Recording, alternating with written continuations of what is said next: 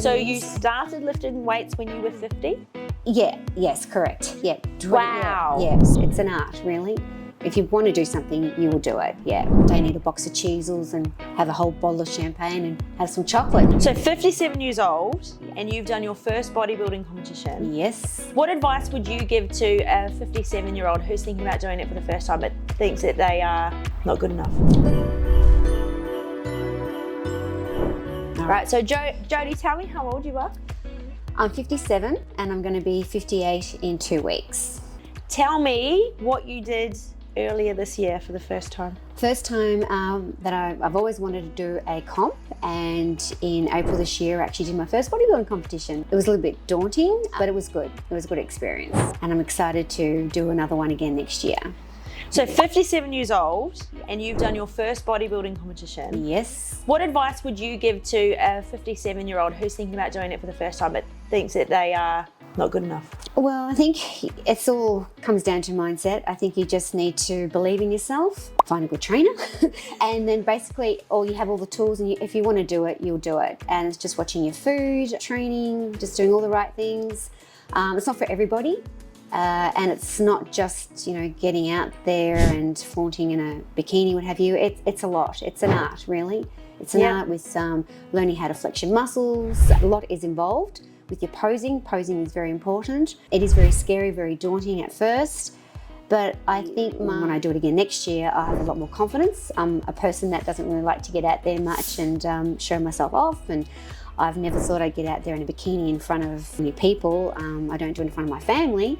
And so, yeah, it was a big thing for me, and it made me grow as a person, definitely. If you want to do something, you will do it, yeah. Talk about your competition prep. What was that like? So getting ready for a competition, what was that like? That wasn't too bad. It was the food. I'm not very good at writing things down, collecting data, but I think I just got myself into routine, and then I just found that I was okay. I could do it. And I still prepared meals for my family. I have a family of 4 kids and my husband, so I still cooked for them, and I was happy to serve them up a lovely dinner, and I'd have my salmon and veggies and rice, and that, it all worked, yeah, so it was good. In the end, it was okay, because I started seeing results in myself. I thought, yeah, this is what I want to do, so I continue to do it. And what kind of results did you see? So how much did your body change over that? Everyone would, say to me, how much did you lose? And I thought, I lost about 13 kilos. And they said, but you didn't look that heavy. But so I lost just a lot of fat, yeah. Okay. Fat around my tummy, and just toned up. Talk about your training. What was your training like? I trained at least 3 times a week. I did a lot of LIA as well, a lot of walking, also yoga. I think yoga is really good for mobility, that sort of thing. What exercises did you like and hate? Okay, probably my favourite exercise, bent over row. I quite enjoyed that. I'm not very strong in my arms, so I found that a bit of a challenge, but over time I can see that I got better and stronger. I had a few issues just with shoulder niggles, that sort of thing, but I lacked, I suppose, a lot of strength in my back. But just over time I just got better at what I was doing. We kept doing the same exercises, and then doing a 10-week block, having a 2-week break, and then back into it again. So 3 times a week, plus walking. I'm an active person. I'm always doing stuff. Even though I'm at work 3 days a week, I'm always running around. I do about 10,000 steps a day, basically. On my days off, I'm doing up to 18,000 steps a day. So it just depends, yeah. So no, it was good. And my family were behind me as well. So the smelly breath and all that with the salmon was like, wow. No one wanted to kiss me. And it was good because they would have pinched my food. I'm probably not the best at cooking a load full of food, so I had it there. So I would make something for myself and put 2 meals away, and then that's how I'd keep up with my food and when I was hungry. So take us through a typical day then. So you're getting ready for your first bodybuilding competition, it's say a Tuesday or a Wednesday. Yeah. What's a day in the life of Jodie like when she's getting ready for a show? What's she doing? Getting up in the morning, I'll have a pre-post drink, which is my protein. I'll go to my workout, start at 6, finish around about 6:45, come home, have my post, and then I'd have my egg muffin. What's in your egg muffins? Take us through that. So that's just probably an egg with egg whites. So I just cut up some broccoli, put that in the base of the muffin tin with some ham, chopped up ham or chicken with the egg white mixture, a little bit of grated cheese, and then I basically took that out of my diet probably 3 or 4 weeks before comp. Yeah. And just some seasoning, just pepper, turmeric. So that's what I'd have, and then I'd go to work, I'd be hungry, and I might have a piece of salmon, some rice and veggies. Lunchtime I'd have the same thing again, Then I'd come home and I'd have like a liquid meal. So that'll be protein, banana, water, ice, raspberries, strawberries. And then I have my dinner. So I might have had chicken to break it up a little bit from the salmon, rice and veggies. And then sometimes in the evening, if I still felt I was a bit hungry, I'd have some casein just with some water mixed up with some berries just to keep me full through the night. So that would be my day. Yeah, and I'd be running around through the day. And yeah, I might have done a yoga session that evening as well. And yeah, stretching, rolling was a big thing. I had to do a lot of rolling out, muscles, that sort of thing too. Okay. So what's the posing like? How did you go with the posing? Posing was hard, but I got there in the end. So basically in the morning, as soon as I'd have a shower, I'd get out the shower, put on my underwear, and then I'd be doing a few posing rounds and just going through it and just, you know, basically flexing and posture. For being 57 years old, what's it like to be going through that? Because I know a lot of women will think that by that age they shouldn't be lifting heavy, or it's going to be harder to build muscle and things like that. Did you have all those sort of thoughts going through your head too? Yeah, I did. I thought, what am I doing this for? But I wanted to do something for myself. I was quite a fit person in my teens, and then for 10 years there I basically didn't do any form of exercises. I had like quite a few 12 pregnancies to have 4 kids, so then I stopped exercising altogether. And then just to get back into it, and I just felt like I'd let myself down, so I wanted to do it for me. And I just wanted to show my kids as well that, you know, you can do what you want to do. And I just wanted to feel better about myself. Like, my youngest is going to be 14 in January, and I didn't want to feel like I was an old grandma, you know, like I'm not capable of running around doing stuff or looking old. I want to enjoy my life and be more active with them as well. So I just wanted to eat right and feel better. And basically, I think with my food, my stomach started to feel better. I started feeling better myself. I seem to have a lot more energy. I can wake up in the morning and I feel good. I'm ready for the day. And I just stayed really focused on what I wanted to do. Yeah. So you've come out of your first bodybuilding competition feeling healthier and better about yourself. Yeah. I was a bit concerned because everyone would say to me, oh, geez, when are you going to start juicing your food? And basically, I kept what I was eating right through to the end.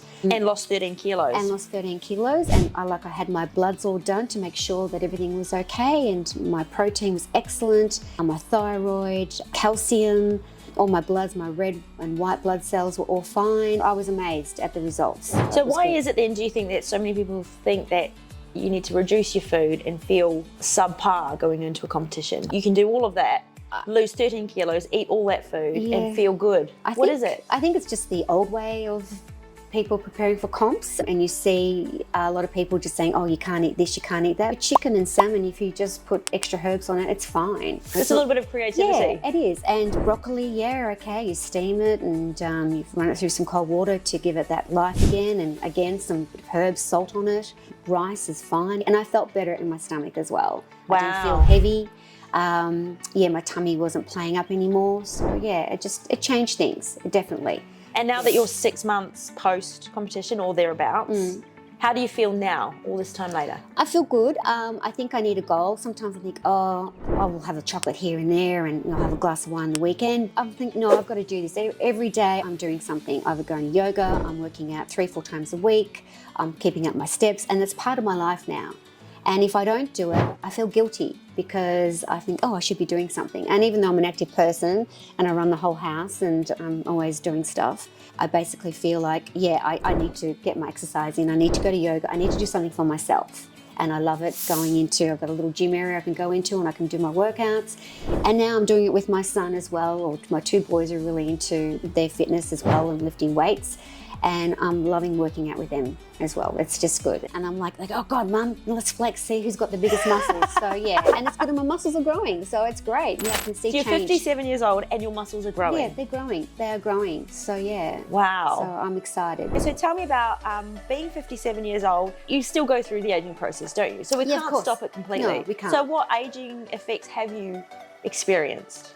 Oh, probably a little bit of soreness in joints and that sort of thing, which at the moment I've just put myself on some joint capsules just for like turmeric and that sort of thing, just to help with my joint mobility. I did go through menopause, but I didn't experience it as a lot of my friends did. So every now and again I got the hot flushes, what have you. Do you think there's any reason why you experienced it less? Is there anything in particular you may have done to help? I think maybe just my diet. Okay. Because when I talk to friends and sister-in-laws, what have you, they're still experiencing it now and they're on HRT, what have you, and hormone replacement. I'm none of that. So I just think I take a lot of magnesium as well. I don't know, maybe different lifestyle, just different habits. Every now and again I get a bit of a hot flush, but I don't go through the sweats. I don't get as anxious as they do. I don't feel like I have mood swings. So I feel like I was quite lucky. I didn't seem to suffer as much as what they have.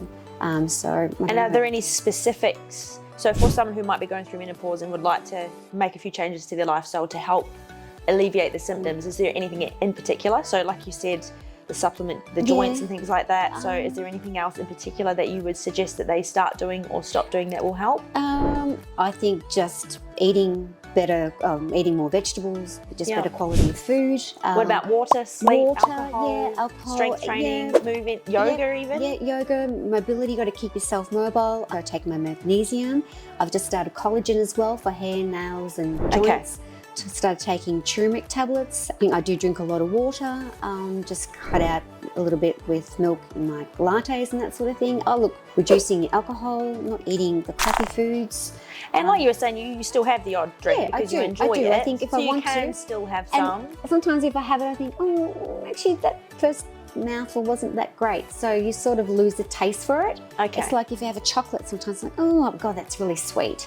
So I think your taste buds change. And every now and again I might have them think, oh yeah, it was great. Yeah, so I'm not saying I'm perfect, but yeah, so that was enjoyable. I did enjoy that, but I don't deprive myself of not having something. If I really want to have it, I'll have it. It sounds like you found a happy medium where you can still enjoy the things that you like to a point where it doesn't affect your health. Yeah. So you talked about how you've had a few shoulder niggles, so you've had to train through. Just train through that. I go to a chiro probably once a month just for a bit of adjustment. I found doing yoga, so I do vinyasa yoga and slow yoga, and I've just started doing hot yoga, and I'm finding that's really, really good, where I just think it's better for your muscles. I do have a spa probably twice a week, so I'm just finding that I'm just a lot better in myself and my body, and I don't have the aches and pains that I used to have. I used to have quite a lot of aches and pains and niggles. Is that from more movement? I think so, definitely. I think the weight training has definitely helped me. It's just improved my flexibility, definitely. So what have you dealt with in terms of, as you're getting ready for your competition, have you dealt with any judgment or criticism or people not understanding what you're doing? No, not really. I thought at first I didn't want to put anything out there to put on a Facebook or show my friends what I was doing, but I got a lot of encouragement. Like, wow, look at you, that's fantastic. Everyone was like, no, that's great, it's amazing. Wish I could do that. I'm like, yeah, you can if you just got to believe in yourself. So everyone was very supportive of me. My family came to swamp me at my first comp, and that was great.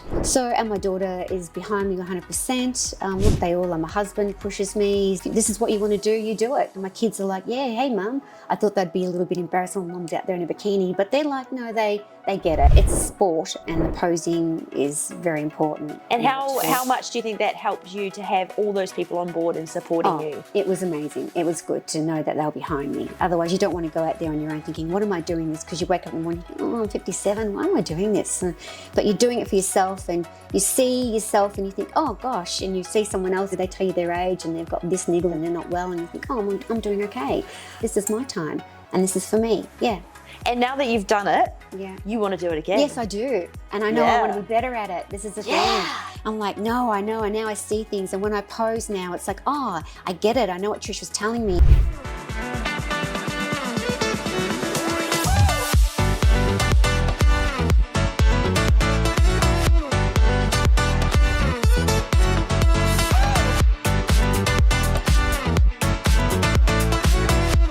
Flexing and I'm contracting different muscles, and it's that mind muscle connection, and I sort of get it now. And you have to do one whole season of competing. You do. To know, don't you? Yeah, definitely. The first time you're like deer in the headlights. No, you think, I don't want to do that. I want to go out there, and then you go out there and you come back in. I know when I did my routine, I went out there and I came back and I thought, no, it was all wrong. I want to go out there and do it again.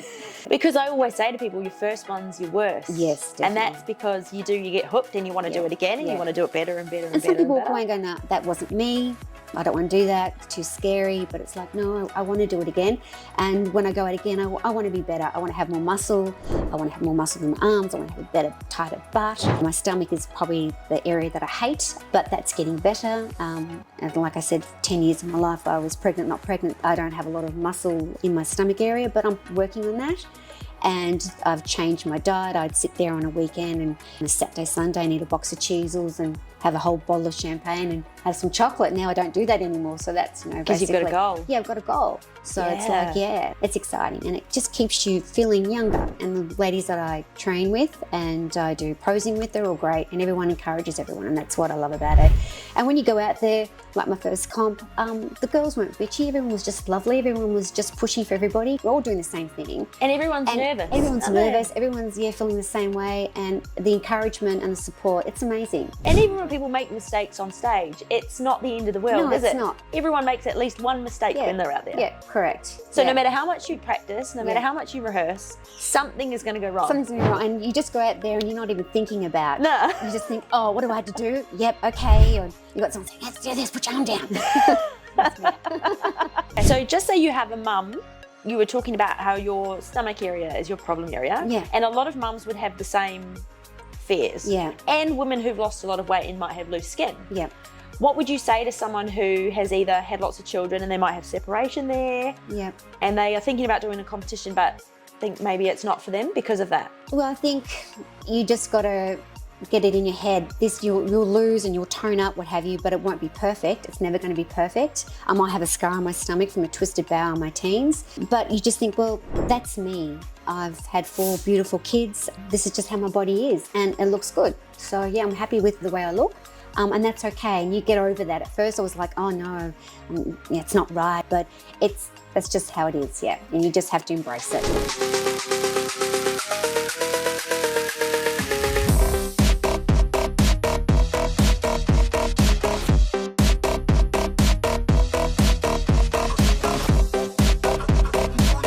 So you started lifting weights when you were 50? Yes, correct. Wow. Yeah. So I started, and at first I just sort of started doing it 2 to 3 times a week. I was still doing all the wrong things with my food, and I was getting a little bit stronger in myself, but I wasn't changing. And then I had to really knuckle down on the food. So you say the food is the game changer? Is a big key, and I just had to watch what I eat. I had to not have those chips and cheeses that I loved on the weekend, and just reduce the alcohol. I can have a long black. I don't need to have a latte with cream or with milk. I don't need that chocolate bar at the end of the day. I'll have some yogurt with some protein in it. So I just started eliminating certain things out of my diet and just more healthy living, a more healthy lifestyle for my food. Always lots of vegetables, but I always cooked a lot of pasta. So I'll cook pasta for the family and I'll substitute it with my veggies, steamed veggies. It's broccoli, carrots, cauliflower, that sort of thing. So I've just changed the way I eat. I don't have a lot of bread anymore. We ate also very big meals, so I've reduced that. Okay. So I try to have 6 meals throughout the day. So smaller meals throughout the day? Smaller meals throughout the day. And you find that sits better in your stomach? Absolutely, sits better in my stomach. Do you think that's part of it being sustainable then too, is you started with the strength training, but you didn't make lots of big changes straight away. You kind of just made one change at a time. Yeah. I think this is where a lot of other people get it wrong, is they go hog and they do all the right exercises, change all the food, everything all at once. Yeah, and nothing happens.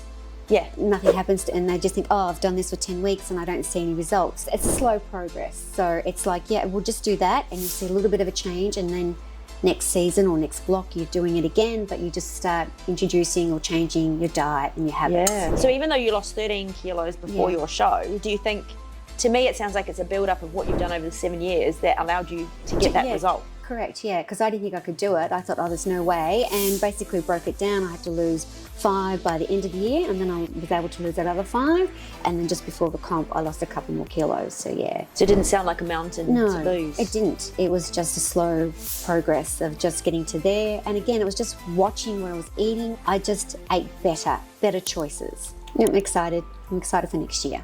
Yeah, definitely.